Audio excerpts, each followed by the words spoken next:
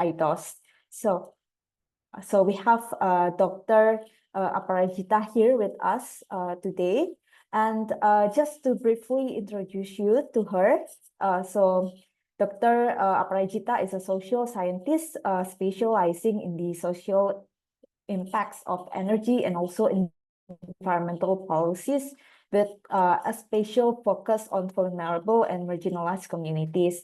And so her research mainly address land rights, so access to public goods, energy and environmental justice, and also sustainable meaning for critical materials.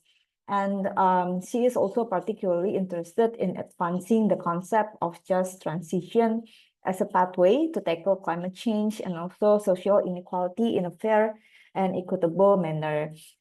So we will have a very intriguing discussion with Dr. Aparajita today.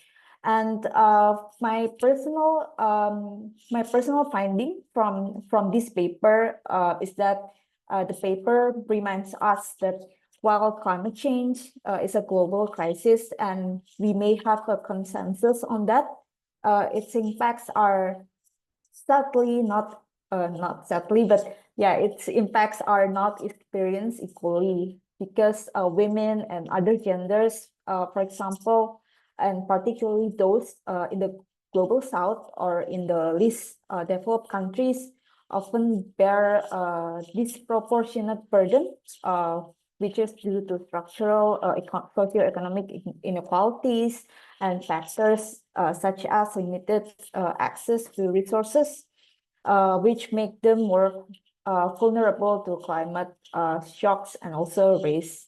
So I think as countries also prepare to submit their next round of NDCs, this is a very critical moment and a very timely occasion to ensure that gender equality is not just treated as an afterthought, but also a transformative component of climate action. So maybe without further ado, I would like to give the floor to Dr. Aparajita to present her paper here. Yeah, Dr. Aparajita, the floor is yours. Yeah. Thank you, Veronica. Thank you very much for your kind words and kind introduction. I'm very happy that there is so much interest in this topic because, like, as we all know, gender topics are always marginalized or as treated as add-ons. It is not just from in our part of the world, like in developing countries, it's across all countries, and that is what we have found in our research as well. So it's not that some countries are doing very good and others are lacking behind. The gender as an add-on is kind of a focus in most countries. And we also see in many most developed countries are also, there's a lot of pushback towards gender equality right now, like in the US, and gender rights are increasingly being unrecognized. So it's a very important topic, and it's also a topic we should also think of, like how can we work on this together, and how can we strengthen our collective voice towards that. So thank you very much for giving me this opportunity, and for giving me this opportunity to discuss my findings with you all, and kind of encourage you into looking into these ideas further. So, and I'm also very impressed by the work done by the ASEAN Center of Energy, and how you're reaching out to the scholarly network, which is very important, and having these kind of monthly talks. So thank you for doing this work as well. So now I will start my presentation. Here is kind of a background of the agenda of my talk, and just one second. Yeah.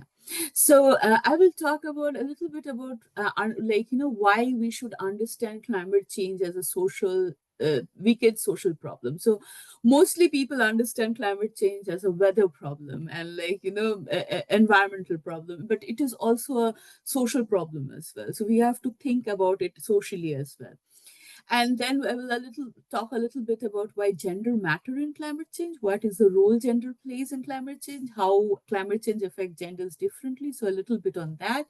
Then I will talk about the nationally determined contributions to meet the Paris Agreement. So we need to know what are the national determined contributions, what are our government pledging to the Paris Agreement, to the international community, as their actions for climate action. So what are the pledges they're making on our behalf towards fighting climate change?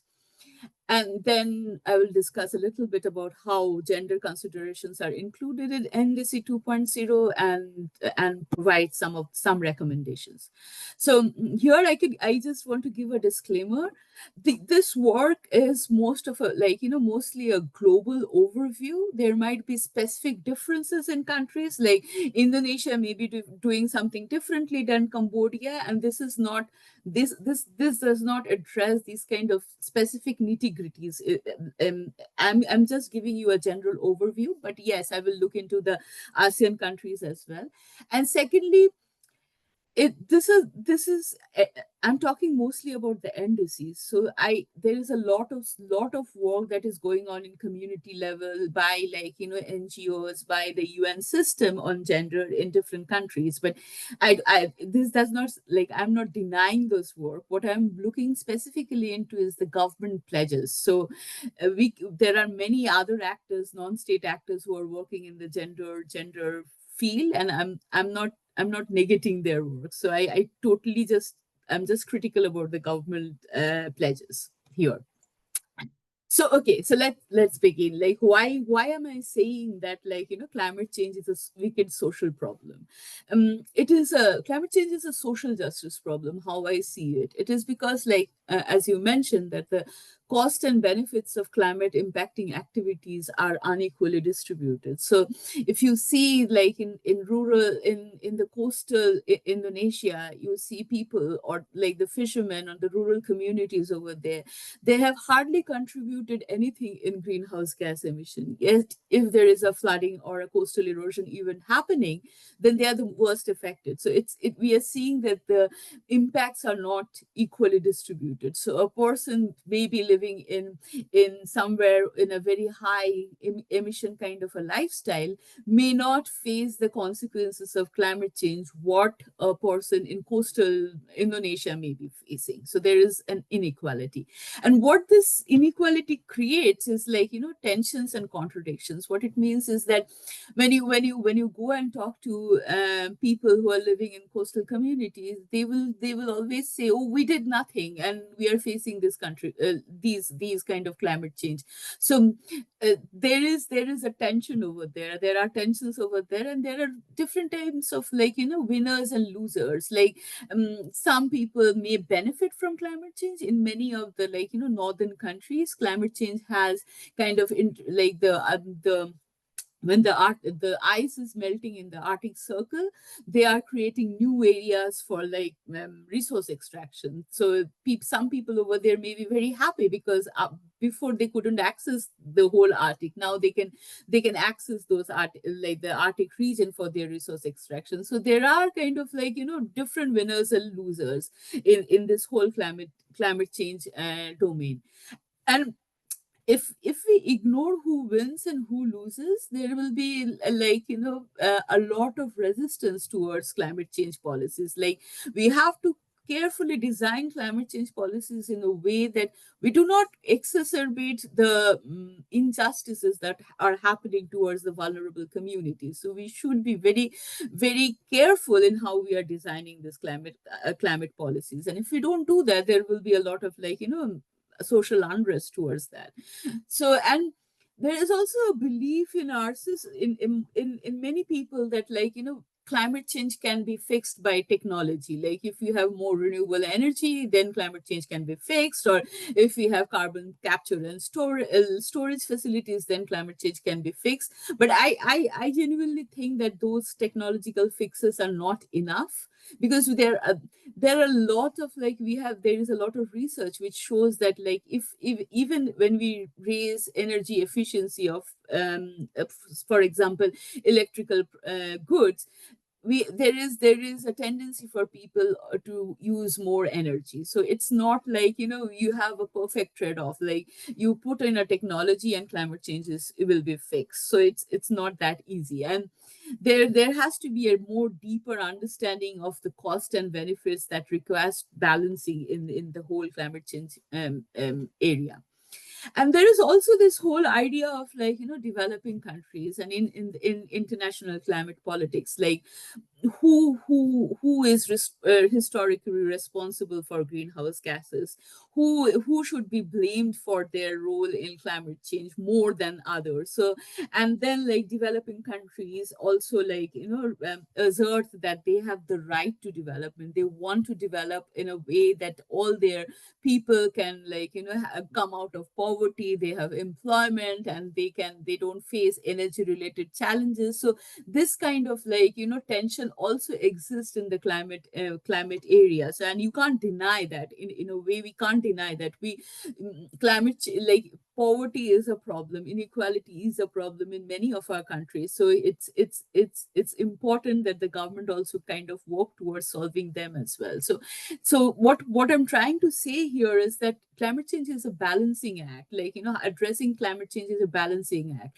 On the one hand, there is, like, challenges like poverty, inequality. On the other hand, the climate crisis is kind of getting stronger and stronger every day. So it's and the NDCs kind of provides us a critical kind of door where we can actually bring in a lot of changes if we are kind of, like, after our government, that they should be more kind of they pledge more in their climate commitments. So that's the reason we kind of, like, did this research, and to see, like, what can be the pressure points through which kind of, like, we can talk more about gender inequality or these kind of challenges of inequality or poverty in the whole NDC process.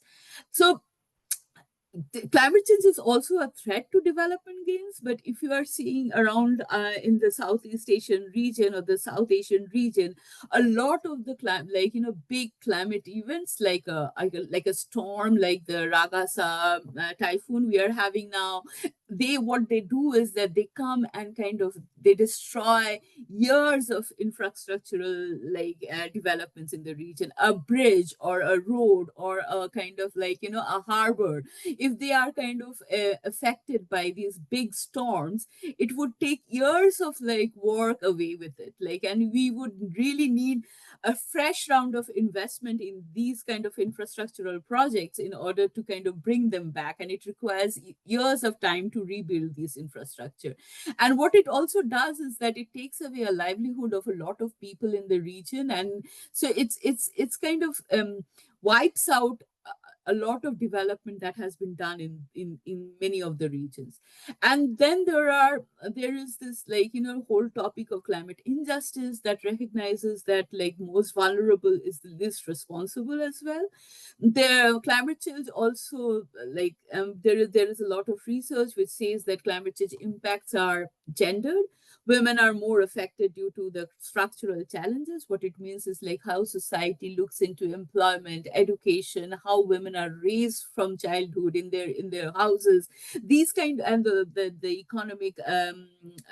economic opportunities that they are provided with, how they are kind of given specific roles as caregivers, and like, work their housework, these kind of, like, strong cultural rules. They also create structural challenges for women to kind of break them and kind of participate in many of the many of the climate actions that are happening now. And this is not just, like, particularly a Southeast Asian problem or a South Asian problem. We see that women voices and concerns are often unheard. Even in the Paris Agreement, we see that it is, if we evaluate it, we can see that it's largely gender blind.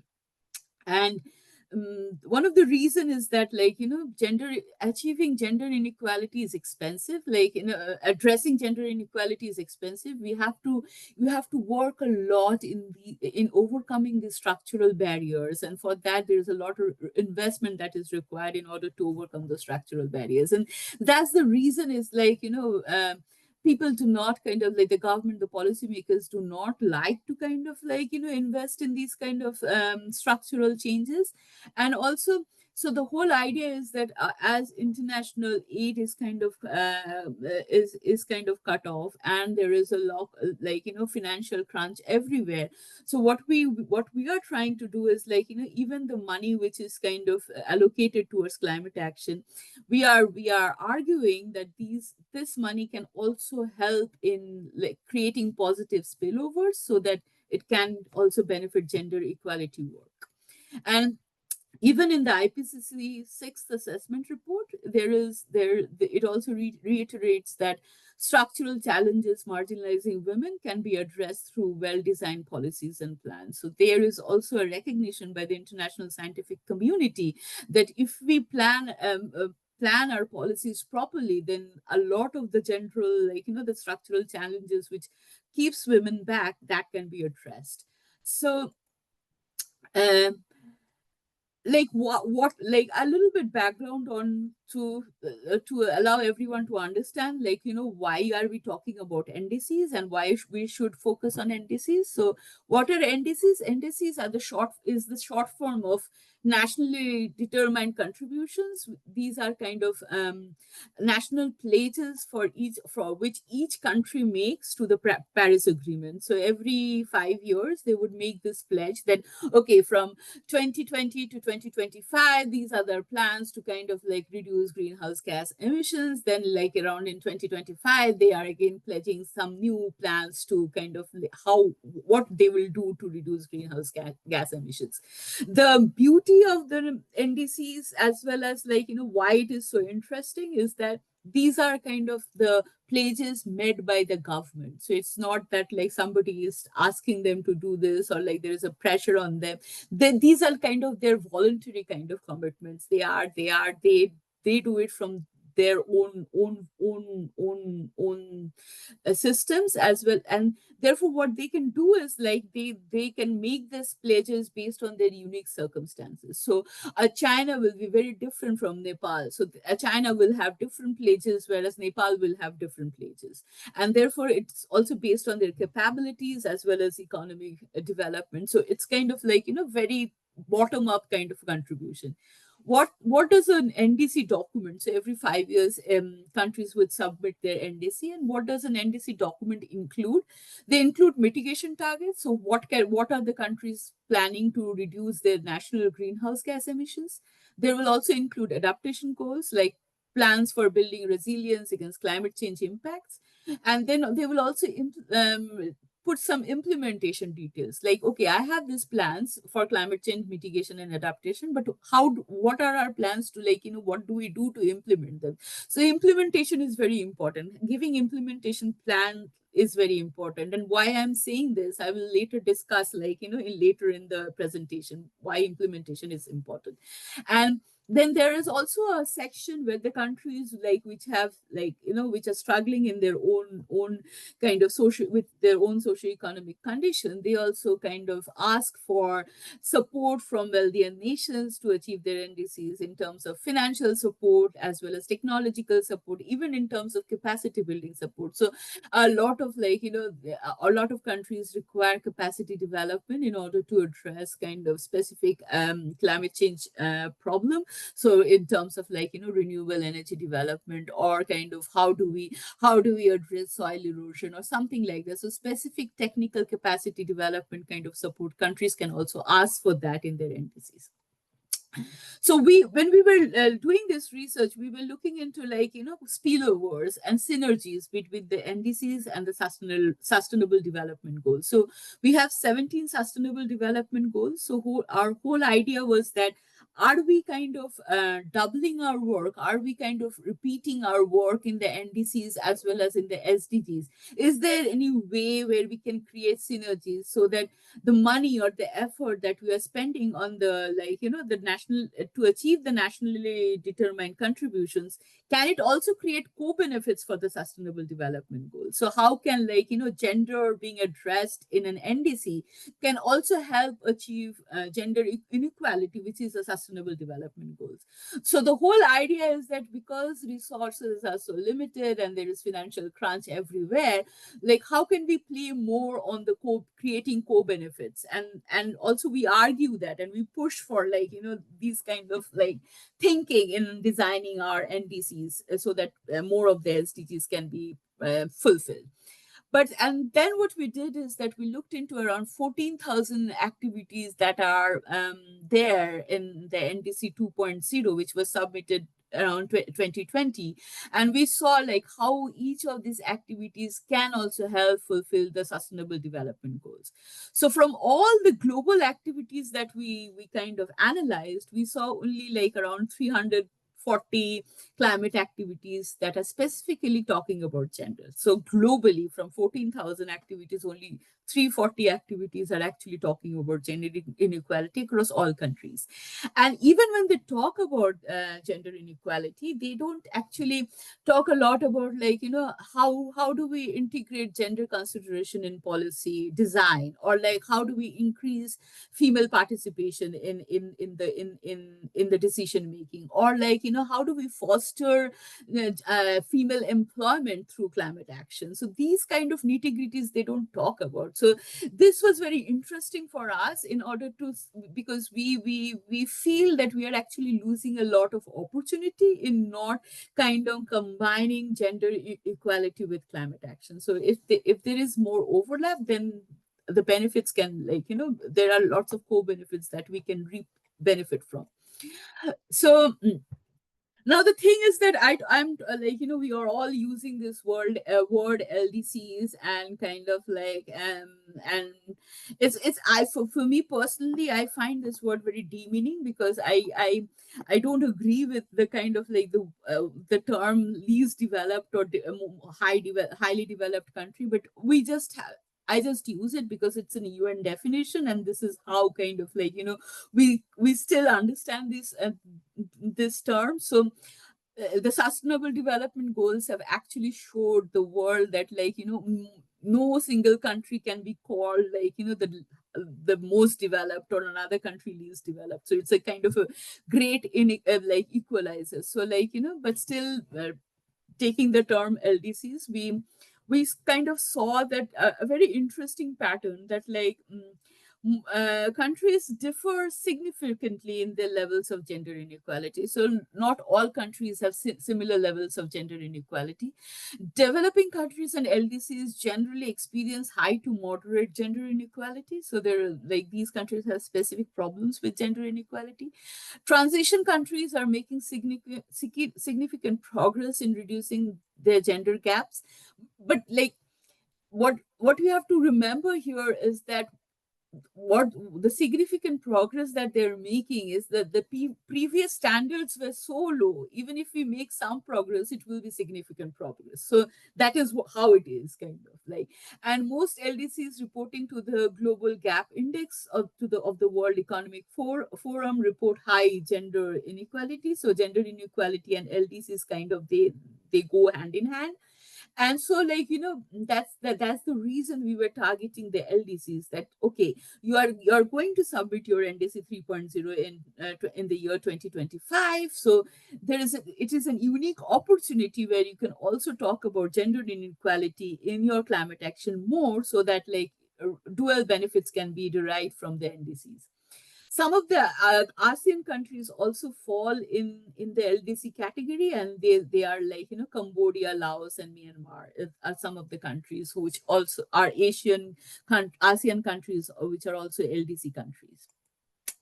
So we had a look in, like, when I was invited for this talk, I had also had a look on how gender is being mentioned in the NDC 2.0 of the ASEAN countries. So the previous round of NDCs.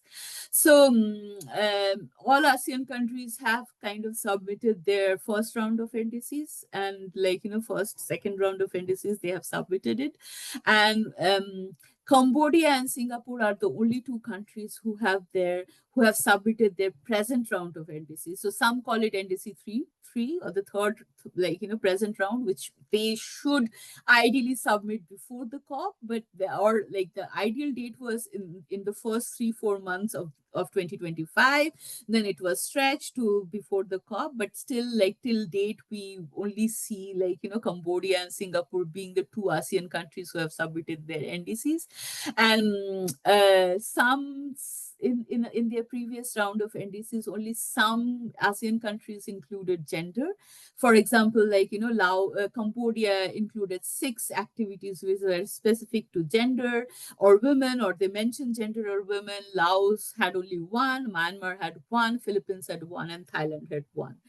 Other countries in the ASEAN region, they don't mention gender at all in their NDCs. So that is something you can take back home.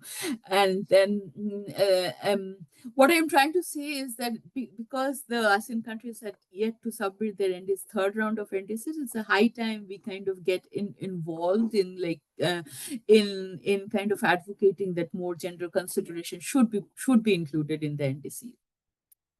Okay, looking at Cambodia. Cambodia is an interesting case study because they have 6 kind of areas where they want to address in the NDCs, and they talk about mentioning gender in their NDC. They talk about strengthening institutional capacities, coordination and implementation of accountability mechanism to reduce climate change impacts on women, and also they talk about a lot about intersectionality as well, and they recognize that women are not also equal. So urban women is different from a woman from a rural marginalized community. So the whole spectrum of the challenges faced by women should be treated in a very nuanced way. So they talk about that.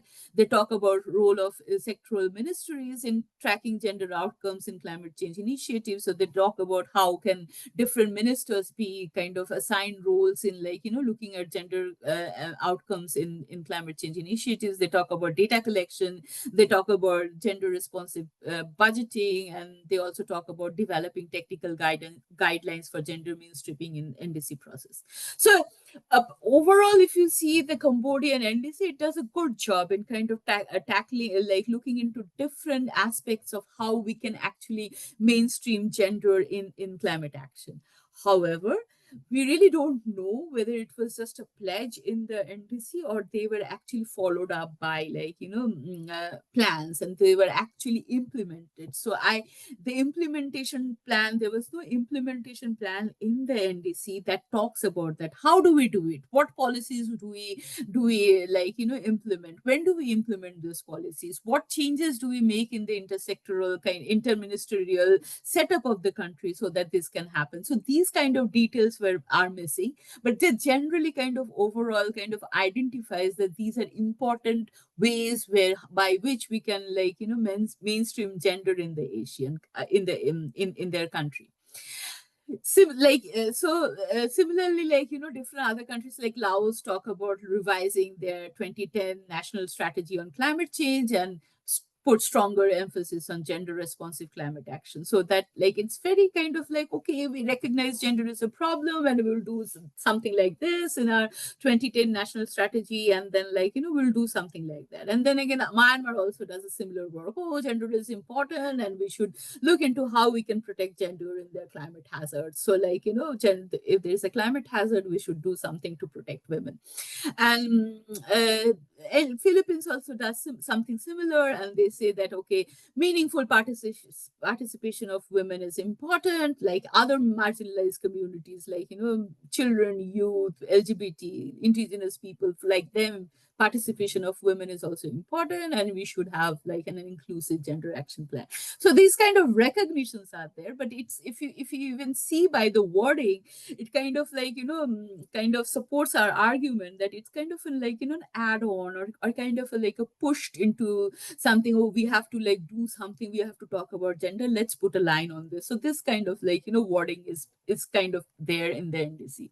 And even in Thailand, the whole idea, and there is a word like sentence in the NDC of Thailand where they say, okay, we plan to develop future NDC based on gender sensitivity. So these kind of like, very vague kind of objectives are being presented in the NDCs in most of the ASEAN countries. Uh, but are we like, am I being critical only of the ASEAN countries? I'm not being critical about the only ASEAN countries. This has been a trend in NDCs across all countries. So regardless of their development level, generally gender mention is very brief in most of the LDCs. When gender is referenced in the LDC activities of LDCs, the language often tends to be ambiguous or gender neutral. So it's not at all in depth. And there are no specific follow-up plans. And like as I was mentioning before, there are no specific plans. Okay, these are what we should do. This is the implementation details we have according to. There is no mention of that.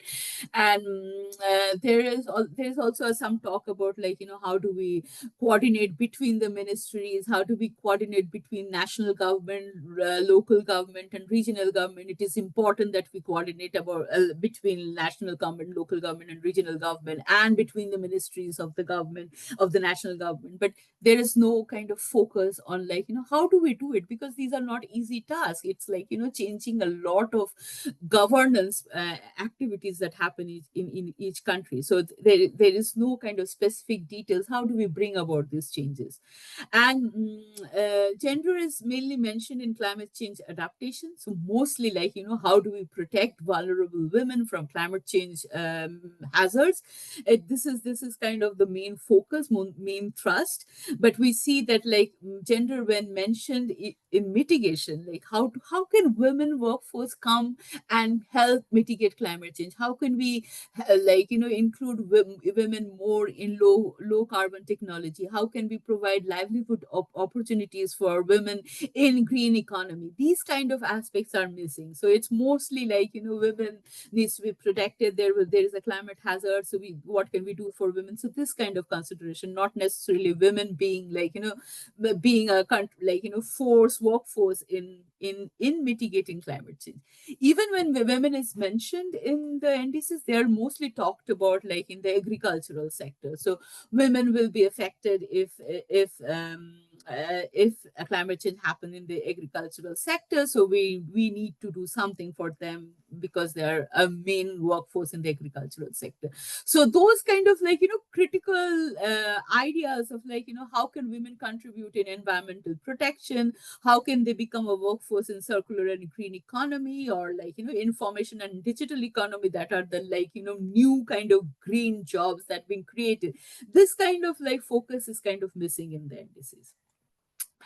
And yeah, as I was telling, like their involvement in the technological transition to a low carbon economy is limited and not sufficiently recognized. And also, like, gender issues are mostly always grouped in with youth, elderly, people with disability, or similarly marginalized groups. So the framing in the NDCs is in a way that like women and marginalized group, women and youth, women and children. But it is often forgotten that women face different challenges than perhaps a child will face, or children constituency will face, or people with disability will face. So we cannot equate the challenges faced by women with people who are kind of like, in very vulnerable conditions. So we have to think very differently as societies, like how women have specific economic and non-economic role that they play in society, and how that role can be more effectively utilized in climate action. And there are only very few countries worldwide which recognize that women participation in decision making forums is required for climate action. And also, like, gender disaggregated data needs to be kind of like acquired in order to understand, okay, how can we improve gender in climate action? So gender mainstreaming, what does it entail? Like, I have been critical about like, okay, gender is not being mentioned and everything, and like, what can we do better? Like, what can be done? So one of the ideas is like, we have to mainstream gender in climate action. And what it would mean is that, we have to involve assessing the effects of any plan, whether legislations or program, on both women and men at all levels. So all levels of governance, so from national, regional, local, and even to like, minute village level or like, small town level. And it also, gender mainstreaming does not necessarily mean that we only address women. It also means like, bringing both men and women's concern together and then address those problems. And it means like, promoting gender equality rather than like, just addressing one gender. And integrating gender consideration at every stage of climate policy development is a fundamental principle as well in the UNFCCC Gender Action Plan, which was adopted by all countries in 2017. So we are also like, we all as countries have pledged to gender action plan. So we need to do it. So gender mainstreaming is important.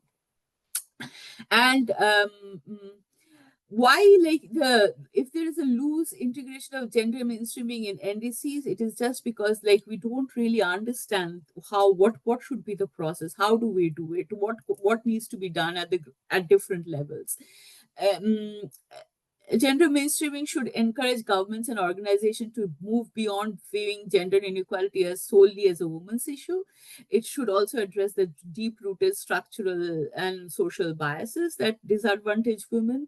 And we should gender transformative policy should aim to reshape gender roles and power structures, and we have to view women as agents of change. So like my whole idea is that we are not viewing women as agents of change or important actors in climate action that we should do. And that is kind of like, the very crux of this research, and that is how we can actually kind of have a just transition, like if we have gender justice in our NDCs. So it is kind of like, my recommendation are based on this kind of research, and I would also encourage anyone who is interested in this area to do more research on it. It is a very general overview, but like everything has to be like supported by more and more research, more understanding, because the specific cases in every country, even to like, every region may be very different. So we have to know these nuances better. And only if we can keep on kind of like advocating for gender equality, then only we would be having enough resources in order to kind of like, invest in research, invest in programs, invest in plans that will help achieve like gender mainstreaming. So these are kind of, and that would require long-term funding. So we should be advocating for long-term, long-funded projects that would see progress over a long period of time.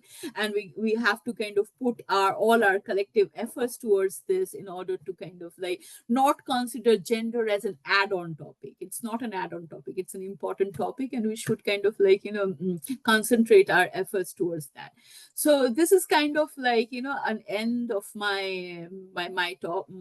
I thank you for your patience, for listening to me. And also like, our institute, IDOS, we call it IDOS, it looks for a lot of like, foreign collaborations all the time. So if you really want to reach out and want to do kind of any collaborations with me, please reach out to me. In my email address is here. IDOS also has a managing global governance program, which is called MGG. And that program also invites participants from Indonesia to kind of spend around 3 months in Bonn, and to like, it's a very good platform where people from different emerging economies, like they come, they exchange their challenges, they learn new things, and like, they get to understand how a think tank operates and how policies are being made. So it's an unique opportunity. So I would also encourage you all to apply for MGG. It happens every year. So like, just have a look out on our website, and apply for that if you are interested. So okay, I will now stop sharing my screen. Yeah, thank you very much. Thank you so much, Dr. Aparajita, for such an insightful and eye-opening presentation.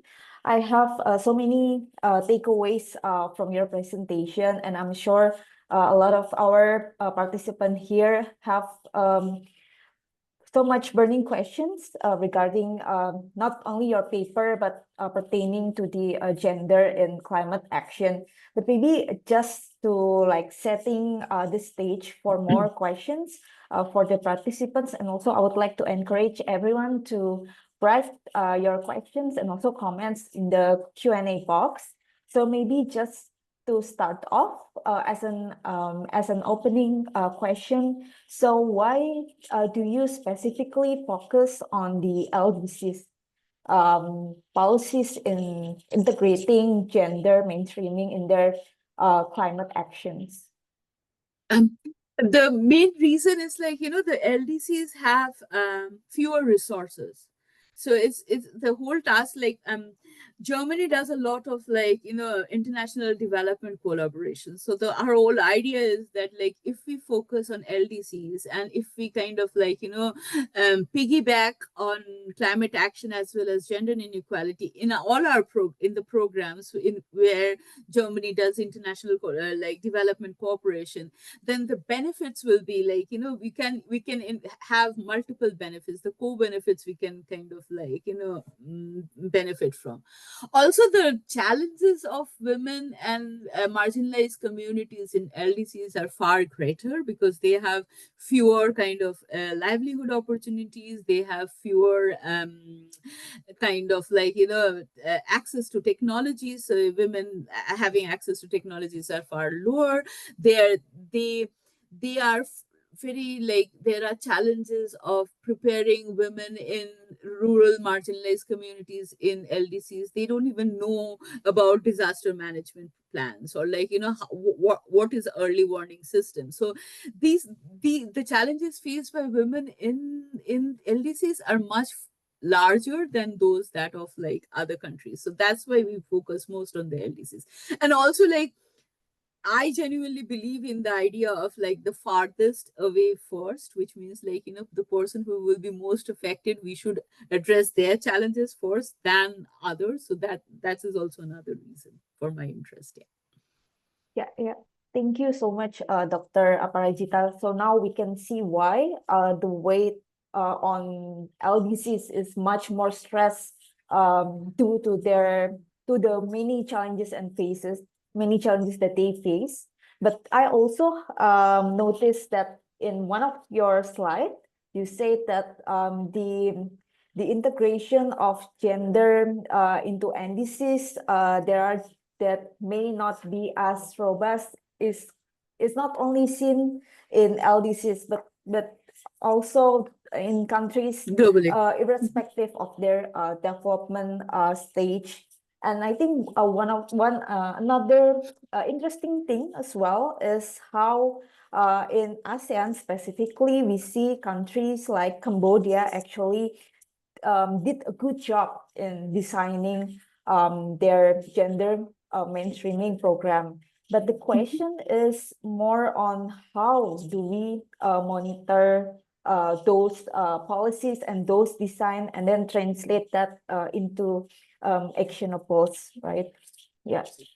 Yeah, I think first is like you have to do more research and you have to keep track on like, what are the government actions that are happening. So, okay, like I know most people don't know about NDCs. Like, the commitments that the governments are making each year, like if every 5 years, there is no kind of tracking of the NDCs particularly. Okay, you are talking for me. I am also a citizen of this country. So having a track on the focus, like what are these our government's pledges? And then like, questioning the government. Okay, these are your kind of like,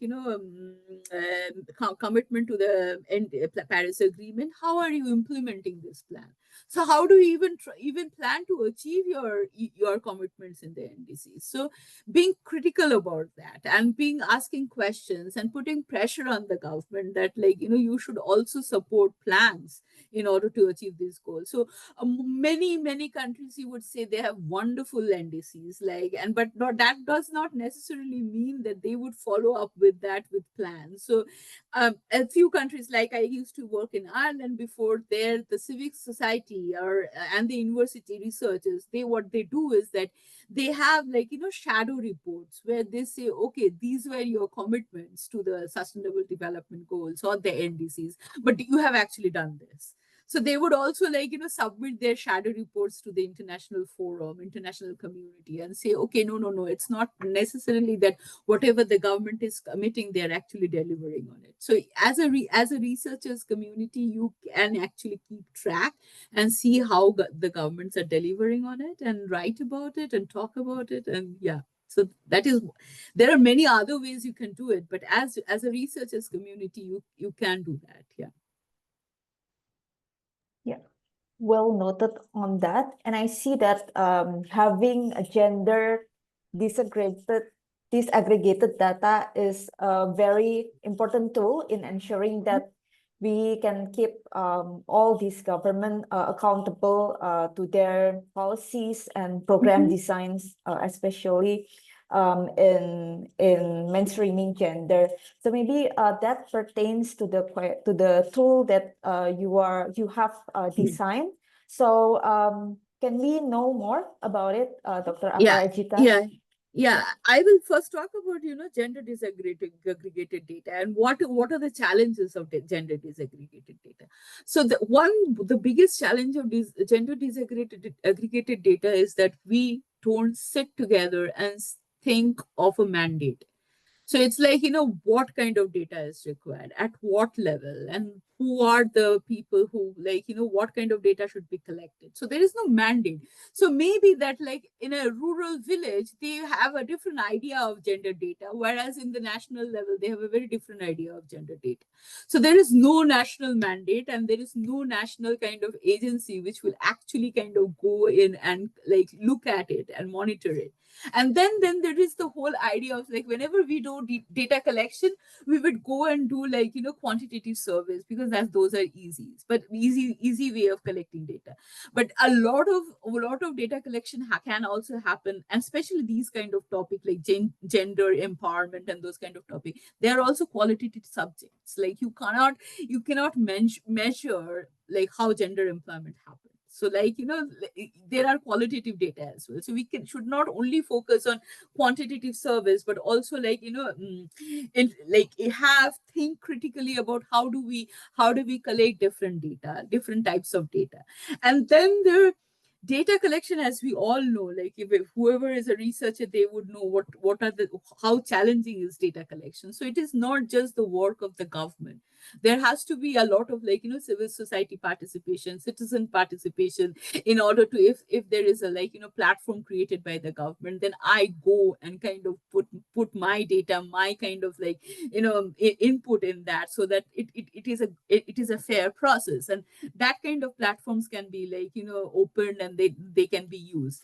And fourthly, we have a lot of access to digital technologies nowadays. And then but we have to also be careful that not all women are in rural or marginalized communities, they have access to digital technologies. So kind of understanding, okay, how can we use digital technologies better in order to kind of make data collection more kind of inclusive. And fifthly, it has to be there has to be continuous monitoring, that okay, all the agencies, all the government actors, they are doing their work well. And then there has to be an evaluation. Okay, we have collected these data, what is this data telling us about? Are they enough? How can we tweak the mandate and make it appropriate for the requirement of our changing times? So those kind of actions need to be done properly. As far as our tool is kind of it is kind of a global kind of an overview. So it's an overview of the activities. We would love to kind of develop our tool further in order to see, okay, what are the specific implementation plans or policies that each government has done towards their NDC kind of commitment, and whether these plans are enough or not. But we haven't yet done that. But yeah, it's a big task, like looking at 14,000 activities and kind of dividing them into specific SDGs. It was in itself a big task. So yeah, we are trying to make our tool more like we will try. Yeah. Okay, thank you, Dr. Aparajita. So, apart from the questions from me, so we have another question from the audience here from Trung Pham. So I'll just read that for all of us here. So the question is, at the community level, especially at LDC and ASEAN, how can we ensure that women and vulnerable groups have a real voice in climate-related decision making? What do you think, Dr. Aparajita? One thing I genuinely think is like, women should be encouraged to become leaders. And it's kind of like, I have seen from my own research, once you encourage even one woman from a locality to become leaders and they have a political voice or whatever, then it actually facilitates other women to kind of come out with their voices. So it is something like, if we encourage women in local politics, it can be like, there can be more representation. There is also like, training programs where leadership can be kind of like, taught, or like people encouraging women to take up leadership roles, as well as we all we should create our kind of platforms in such a way that like women do not feel that they they don't feel that they are being left out. So our inclusive processes and platforms can be created in a way like whoever is interested can speak about a topic. So creating that kind of platform is important. And then nowadays, that there is so much of technology available to us. If we can use it properly, then it's not necessarily that people like women who don't want to speak up, and we don't have to force them. They can also write their comments, and they can like, participate like remotely or participate anonymously, yet feel that their voices are being heard. So we have to kind of think very proactively how we can do it. There are many ways we can do it. We just have to put two and two together. And finally, one thing I really wanted to mention is that the like it is a trend among NGOs and like, civil society actors to kind of like reach out to only one group of women or the same group of women after and after in every project. It there may be because due to access regions. So imagine Indonesia, there are 17,000 islands. So like, only the people you you can only access to few of the people in few of these islands. So there is a tendency to just go and reach to same kind of women group. We see it in India. So wherever the roads are, villages from like villagers or women from those um, um, villages which are close to high roads or like, national highways, they are only accessed by civil society actors for their like, projects and plans. But when there are remote communities, they'd hardly go to them. So we have to be very like creative about our designing as well of our projects in order to kind of like, reach out to more and more women. So yeah, so it's a role for everybody. It's not just specific to like the government. Yeah. Yeah, so maybe the takeaway from that is that we need to reorient the paradigm from the usual top bottom to bottom up, and then broaden our access as well, especially Yeah. those, especially us as researchers who research on gender at the intersection of climate action. And Yeah. maybe, yeah, and maybe in addition to that, Dr. Aparajita, this is a very interesting forum. And but sadly, due to the interest of time, I think we can only accommodate one more question. Yeah. And so we have a very interesting question here from the audience from Mahila Shabira. So the question is, while each countries have different priorities to be included in their NDCs, what indicators should be included in the NDCs to track gender responsive outcomes and ensure that commitments are implemented on the ground? Yeah. Yeah, I that's a very interesting question. I think uh, there's no one particular indicator which you would be able to kind of like, go follow. But I genuinely think there's a lot of work done by even FCC women or women in their gender action plan. And like, if we see more and more parties kind of like, it is mostly driven by like gender constituency, women constituency in the UN. But we need to we need to see ownership, more ownership from the countries in order to implement the gender action plan. So even if you go to the UN discussions on gender action plan, every word is kind of contested so much by parties, like we don't want this, we don't want that. So it's kind of like it in a way dilutes the purpose of gender action plan at some time, and it's a big fight. Like every women constituency under the UN, they are fighting tremendously in order to get the gender action plan into action. See, even our support to gender action plan under the UNFCCC program may be a step forward, and see to kind of monitor how the gender action plan has been implemented can be a step, a kind of an indicator towards doing that. So yeah. Yeah, yeah, yeah, yeah. I think I have to very agree with your answer, Dr. Aparajita, because for me personally, I see that sometimes climate and gender are seen merely as a technological, techno-fixes problem, and that it may not have the implications of ramification on gender. And I think we should, as a society, start to like rethink and also consider what its implications on gender and also other social issues as well. And so yeah, sadly, I have to really end this session. It's been a very interesting, a very enlightening session with you, Dr. Aparajita, and with all of the audience here. Thank you so much for your sharing session, and thank you so much to the audience for your intriguing questions as well. So this is a very heartwarming opportunity for me personally as a moderator to learn from all of you.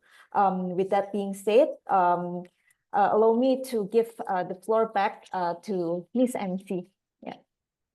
All right. Thank you very much, Ms. Veronica, for moderating the discussion. And thank you very much, Dr. Aparajita Banerjee, for the insights shared today in regards of your paper, Advancing Gender Equality in Climate Action through NDC 3, and its insights from the LDCs. Moving on, the next agenda would be a photo session between our speaker, Dr. Aparajita, and moderator, Ms. Veronica. And so, to both of you, please be ready and give your biggest smile to the camera. Okay, I will do the countdown. 3, 2, 1. All right, one more time. 3, 2, 1. Okay, perfect. Thank you very much once again, Dr. Aparajita Banerjee and Yeah. Ms. Veronica. And so I would like to sum up everything that has been discussed today. As previously mentioned by Dr. Aparajita, the impacts of climate change are felt more acutely by women given their specific socioeconomic roles. And therefore, throughout the next years, first, gender mainstreaming needs to be integrated at all policymaking stages and within the society.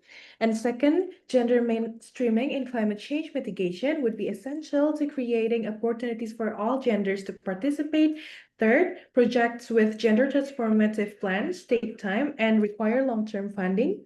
Fourth, research is required to further develop evidence-based solutions. And last but not least, data collection should not be the goal, but a means to achieve the goal. And finally, this event has approached its end. And as the master of ceremony of the day, I would like to thank everyone for attending, and thank you everyone for your questions as well. We hope that this discussion can provide insights for everyone, and we will see you again in the next episode of Arnic Paper Talks, because Arnic Paper Talks will be held monthly, which means we hope to see you again in the next month. So stay tuned to our social medias, newsletter, and website to obtain more information in regards of Arnic Paper Talks, as well as all things net zero in Southeast Asia. As the master of ceremony, I, Haning Romeka Prirahayu, would like to thank everyone for taking part in the Arnic Paper Talks.